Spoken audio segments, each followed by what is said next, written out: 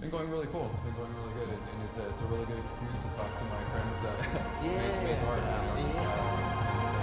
Conversation that we've had otherwise. So you were saying that you really like things with large, like kinesthetic movements, and what appeals to you about that? With freedom, the movement. Yeah. What really appeals is like what's going to turn out of it. What kind of creation? It's almost like creating some type of psychic mirror to your dreams and visions, mental realms. You know, which is makes up part of the whole for sure. So, I love that idea, psychic mirror. yeah, and you see all those Doctor Strange in movies. They're all doing their Tai Chi masters. They're moving their body. So. As an artist, I like to move my body. As a painter, I like to move my body in the same tradition, Yeah. whatever. Okay, so you were telling me that your parents got you airbrush like equipment when you were young. Yeah, teenager. So, like, when were some of your earliest memories of like drawing, or even like you were saying, making action figures and robots and stuff? My first drawing, I remember drawing Dennis the Menace from Saturday morning cartoons, from the Sunstar funnies every Saturday morning. And then I could draw, Ninja Turtles. Yeah.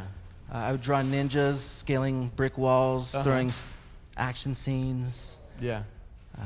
Stuff like that, things that were really cool as a kid. And I'm still that little kid inside. I'm just, I'm inside a bigger body, but that, I'm still that little guy that lives inside here. Yeah. Yeah, but So, okay, and then you were saying that you would crush stuff to make your own, was it robots or just action figures, or? I would, my mom would get a little angry, I think. She would get me Hot Wheels. Okay. And I would smash them with the hammer. Yeah. Flatten them out, and to me, they would look like robot bodies. Oh, that's really cool. Yeah, make them, Yeah. fold them around, and I would try to Frankenstein them with cardboard parts. Yeah. And then years later, I was like, you know what? Why did I ever stop doing that? I was sitting on the couch in the chair thinking, pondering. I was like, why did I ever stop doing that? Yeah. So I picked it up because I was, same time I'm doing walks around the railroads and the city.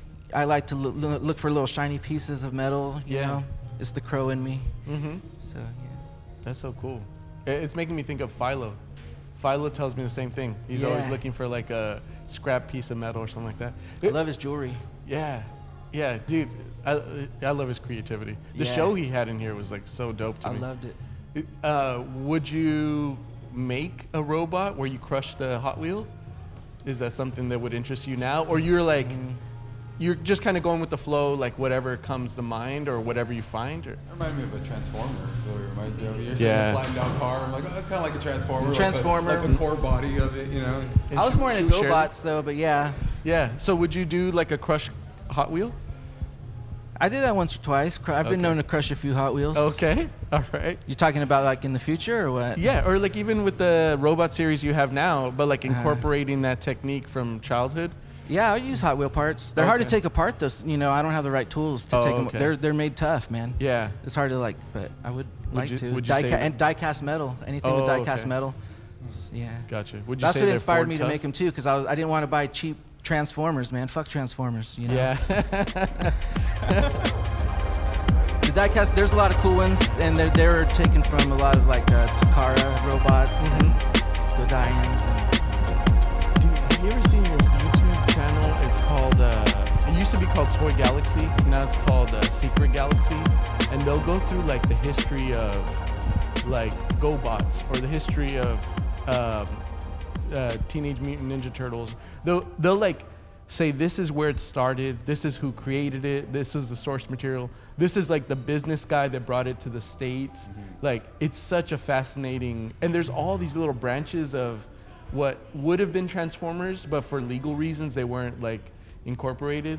Yeah, I love Even those. goes to why they failed a lot Yeah. of times, right? Yeah. Yeah. Well, some of these startups that initial ideas that just kind of didn't get support for whatever reason on the television stations. They got like a late night slot or something, or didn't get the weekend slot, whatever. You know what I mean? They'll kind of go into it. I think it's really cool. while I got this for a second, I did want to ask you. So I noticed the fascination with robots. Like, what are some of like your favorite ones? Is like I love Voltron. You know, we're talking about these older Voltron's cool 80s ones. And then got into anime later on. Also a bunch of mecha anime, a bunch of Gundam series and stuff like that. Which Gundam's always heavy on robots. It's amazingly, I haven't Robotech. gotten into Gundam or anything. Definitely Voltron though, and his family, man. He had like in the 80s. There's like 8 of them, right? Like the toys. Are you talking about the car ones too, or are you talking about just the initial Voltron? There's the Lion Voltron. I think there was like 5 pieces, right? Or 5. Oh yeah, for sure, 5 lions. But then there's another Voltron that was like 13 cars. Yeah. And then there was like I'm talking about the toy line though. Voltron was real successful because it had a cartoon, and the other robots didn't really have the cartoon. Daltanius had a cartoon actually. He's not talking. But yeah, I don't know what I'm talking about there. Though. That's a different robot. Yeah. Another question I had was, I thought it was interesting. I think we've discussed this once before, but I was curious as to why you use like found materials sometimes with your paintings. I remember sometimes you'll be like, I'll just go down an alley and see like old kitchen cabinet or something or whatever. To me, that's what the art is, man. Yeah. It's yeah. not about going to a store and buying a canvas, Yeah. I don't hate on that. But that's kind of almost like a last resort for me, is to use like a canvas. I'd rather go out and find some soul. Yeah. And go on an adventure, and that adventure speaks through the art. Mm-hmm. The art says a lot. I love the idea of taking something that was discarded. It's now trash. It's someone designated this no longer has value. Mm-hmm. You come along, and now this thing has tremendous value in my eyes. You know what I mean? But you've definitely upcycled it. I love that idea. Themes in my music, and of course coming from playing metal and stuff. A lot of other guys seem to resonate with it, but these ideas of kind of life coming out of death, or darkness or whatever, you know what I mean? And so, again, the idea of something that was discarded, thrown away, you know what I mean? And then you coming along and kind of reanimating it, you know what I mean, is really interesting. And then especially now that you mentioned almost a story being kind of, this narrative being kind of created just on the journey towards it, you know what I mean? Now this thing has a narrative alongside of it too, I think I find that really interesting. Yeah, our journey is the robot's journey. Our journey to save the planet is the robot's journey, Their armor is the metal that we find left over from our species, when humans were just a myth. Mm-hmm. There was no such thing as humans, and then these ancient mystical order of robots witnessed the birth of Adam and Eve. Dude, that's dope. And so it goes into that cycle, I love that. It's part of the storyline I'm trying to develop. Yeah.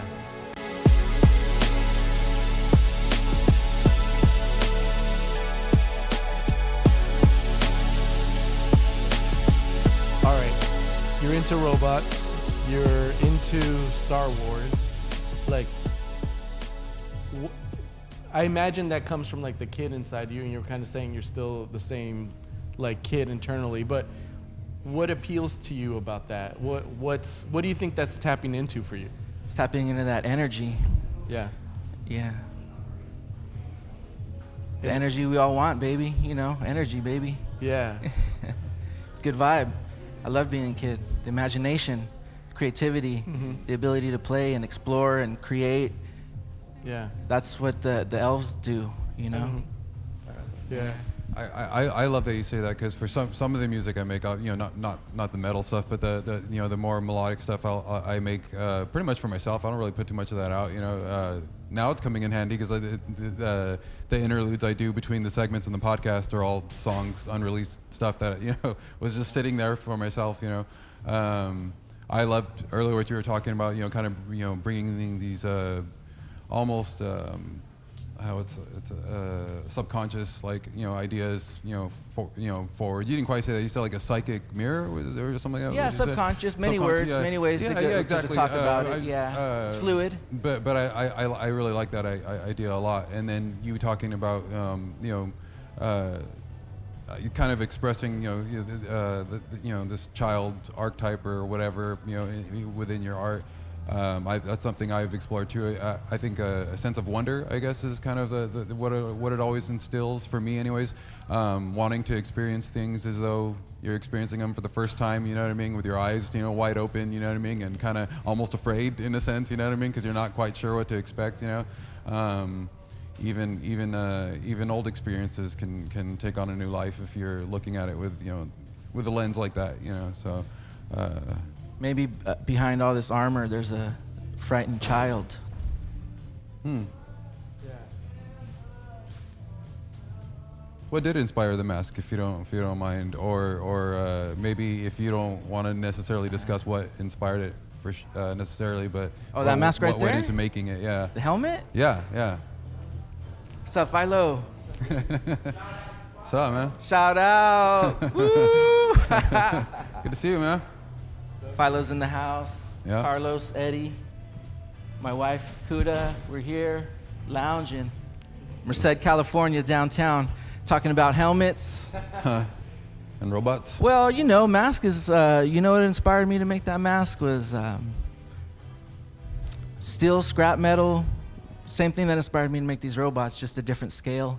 Larger pieces of scrap metal that are too big to use for, you know, 10-inch figures or, you know, 8-inch figures. And now I want to make more helmets. Yeah, dude, these are dope, man. Yeah. I really dig that. Captain Screw Loose. Picked this up at a flea market, the main shell. Yeah. Gold Spoon, I picked this up at Mr. Ward's scrap warehouse over there. He has all kinds of collectibles. I'm getting leads too, man. People are hitting me up. They're like, "Oh, my friend works at a scrap yard. Yeah. He'll show you his tin boxes of all kinds of neat things that might be parts." Yeah. So I still have yet to explore, man. I'm gonna keep an eye out now, thinking like. Keep an eye out, man, because I'm kind of retired from going out in the streets now. Yeah. You know, I do it a little bit, but not nearly as much. Yeah. So, okay, you go from airbrushing, you went into spray paint, and then now you do. Oh, and obviously you painted at some point. I've been painting the whole time, painting the whole time, and then you do tattooing. Like, to you, do you feel like there's a through line? Do you feel like it's exploring a new medium, like giving yourself a new challenge? Like, what led you from one medium to the next?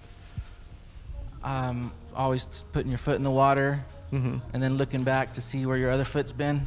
Yeah. You know, see where your lower half's been, and then it'll give you a clue to where your higher half's sending down. Yeah. You know, so it's like you could look at a piece of art and be like, "Oh, okay, I've been doing that since, you know, I was 8 years old." And then you look at it when you're like, "Okay, now that I seen this work when I'm 15 years old, I can see what, you know, the 30-year-old." I don't know if I'm explaining it right. No, I get what you're saying. Yeah, you can kind of see like the pathway. Yeah. You know, but no, there's no path, dude. Okay. No, there's no pathway. Okay. I just like the eddy in the river, baby. Yeah. Yeah. Okay. And then, all right, so when I see a piece like of yours, almost always I can recognize it's yours. Like, even if I don't know you did it, I'll be like, "Oh, that kind of looks like an Eddie piece," and then later I'll find out it was your piece. Are there artists that have really like been beacons for you, that have really inspired you? Are you kind of interested in all kinds of stuff? Like, are you only listening like mainly to your voice, like your internal voice?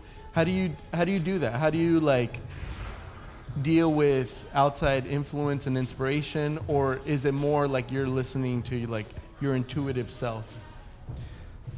I'm ready to find the teacher, you know, when the lesson's ready to be learned. There's a lot of artists that I learned from, and they all tend to be very unique individuals. And they're all creative, and they all walk their own way, and they all do their own art. Yeah. And I just wish to be the same way, just like you guys. I'm just trying to be like you. Yeah. I was all in all, the all in the all.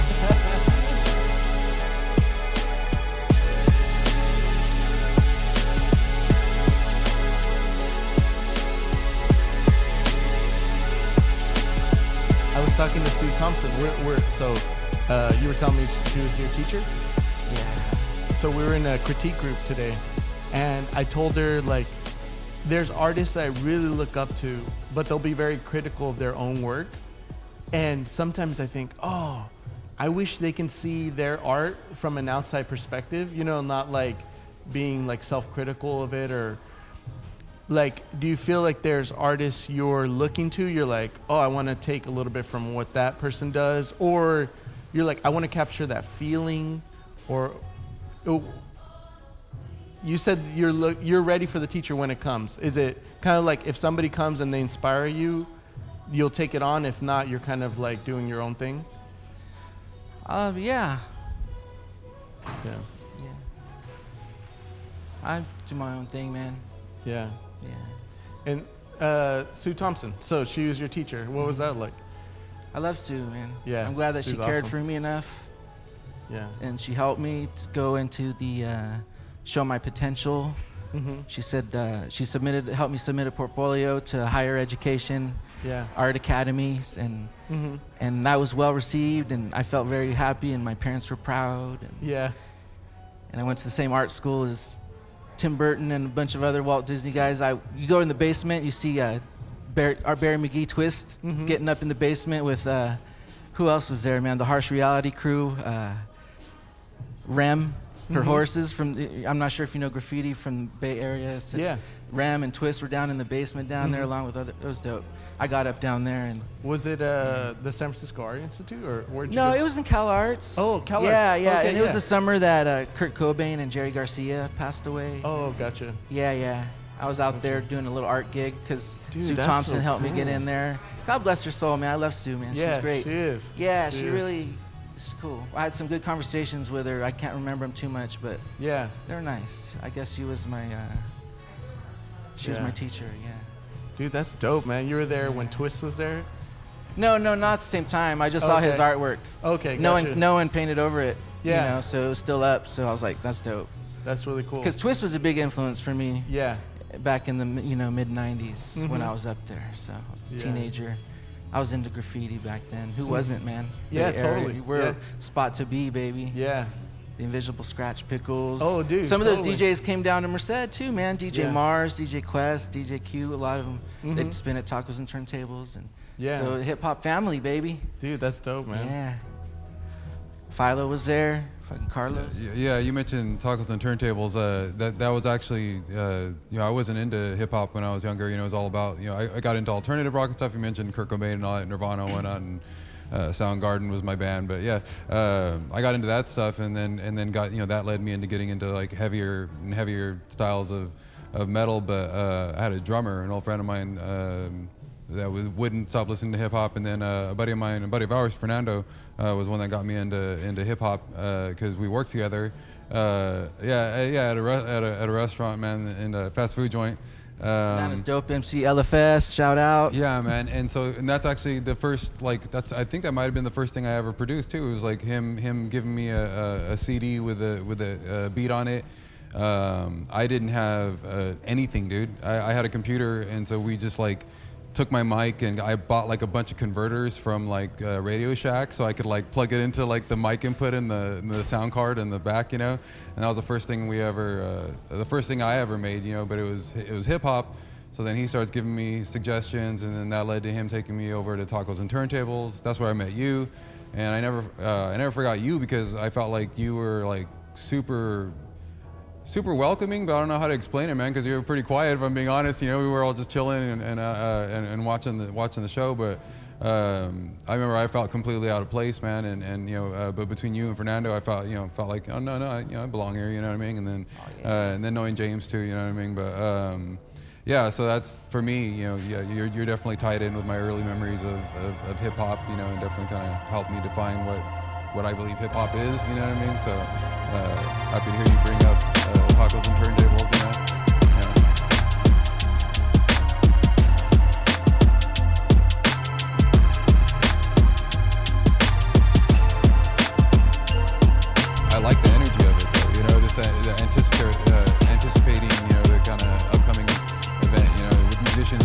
same thing. They're about to go up, they're about to perform, you know, about to kind of show everybody their art. You know what I mean? And there's this definite unique excitement. You know what I mean? And I feel like the space is always kind of charged in this very unique way. You know. And seeing your art up here, man, it definitely the space definitely has your signature all over it, man. Eddie mentioned you know, you having your own kind of unique you know, touch to your art. I feel like, you know, your work's all up and down, you know, downtown especially. But the same thing, as soon as I see one of your pieces, it's like, oh, that's Eddie's, you know, that's immediately identifiable. I'm not even sure what how I would describe how I know it either. It's just, but even when Eddie mentioned earlier, you know, about asking kind of how your influences come through your work, I'm not sure if it's the same experience for you, but I know that when I find someone else's work interesting, it's usually usually something specific that they do that I like, and I kind of want to jack it, you know. Yeah. But the older I get, the more it feels like that's not even possible. You know what I mean? Because I'll take that technique and I'll explicitly try to copy it, and it sounds nothing like what they do. You know what I mean? That's true. Snowflakes, we're all doing it our own way. It still ends up looking like that. You know what I mean? Like I imagine it wouldn't matter what influence you tried to express, it's still gonna look like your work, man. And I love that your work has that signature to it, where it's like you immediately know who did this. You know, it has this unique imprint to it, man. Just the way the hand, what I do with my heart, I do with my hand. Yeah. When I'm doing tattoos, people are like, I want this, and they show me a reference, but I want it done Eddie style. Yeah. And in my mind, I'm like, that's no problem, because any way I'm going to draw it is just the most natural way. And you know, I guess that's the style that they're looking for. I don't know, it's a mysterious style to me as it is to you, because I'm not trying to have a style, you know. I'm just trying to just draw genuinely from my center, you know. That makes it one more. That makes it fun, anyways. Though, just because I feel like when you're that kind of open during the experience, it leaves room for interpretation on your end. You know, it didn't come out of you already kind of having a definition or something you explored, and then something you continue to be able to explore. I feel like the more you discuss it too, you know, people ask you what your piece means or whatever, and all of a sudden you have to describe it, and you're kind of figuring it out as you're answering sometimes, like, oh, it means this, and this. Even that piece of narrative you mentioned earlier, I was so excited to hear you doing that, because I feel like all art could benefit from some sort of narrative, you know. It really does kind of bring it alive in a different way. What you were saying about like style and not trying to have a style, like I think that's one of the best advice you can give, like especially like a young artist who's trying to find a style, is like, don't try to do that. You'll naturally do things your way. Like, but okay, so since the first time I met you, I've always gotten this like sense of confidence and this sense of like stillness from you. Do you feel like that's always who you've been? That's like your natural state? Or do you think that's like who you've become over time? I think it's in my DNA, my ancestral DNA, because I remember when I was young, maybe like 4 years old, I cracked my head open, and it was my dad taking me to the hospital, and I was calm the whole time. Yeah. I remember being calm, and my dad was recalling me being calm, and everybody else was flipping out. Yeah. And I remember feeling a moment of bliss. So I guess I thrive off those types of experiences where others might see like, what? You know, but like I like getting near death sometimes. There's something weird about it, kind of comforting, you know? Yeah. Like, because you're being taken care of by your ancestors, you know? You know it. You're in the magic, or the cusp of it at least, if there is, you know? So far I haven't seen any real magic, but I've been on the cusp of seeing it. Yeah. You know? That's really dope. I don't know if you want to, because they're going to start setting up. It's going to get noisy. Yeah. I feel it probably is a good time to bring it to an end. I've had fun just listening to you two specifically, man. This has been awesome. Again, glad I came up with an excuse to to talk to you more about your art, man, and get another insight to it already, another way of experiencing it. Is there any sort of like social you want to plug at all? Like maybe your Instagram or? Thrown Out Band, Eddie O. Rodriguez Art. Thank you guys very much, man. Love you guys. Yeah. It was a really great idea, and I'm glad we got to hang out and do this. No, man. thank you very much. I was excited. Excited you said yes. So Follow me at El Dandus. El Dandus. Yes. If you're looking for a tattoo, I go by the name of Steady Eddie Garcia. You can find me over at Main Street Tattoo and Body Piercing, beautiful downtown Merced. Shout out to Johnny, and shout out to my beautiful family, and shout out to Kreepy Kawaii in the city of Merced. I love everybody. For sure, man. Yeah. Glad she said yes too. We just kind of came in, so you don't mind. Swampy, DJ Soul Fingers. Yeah. Yeah. It's about to go down. Let's blow it up. Yeah. Awesome, man. Thank you. Philo.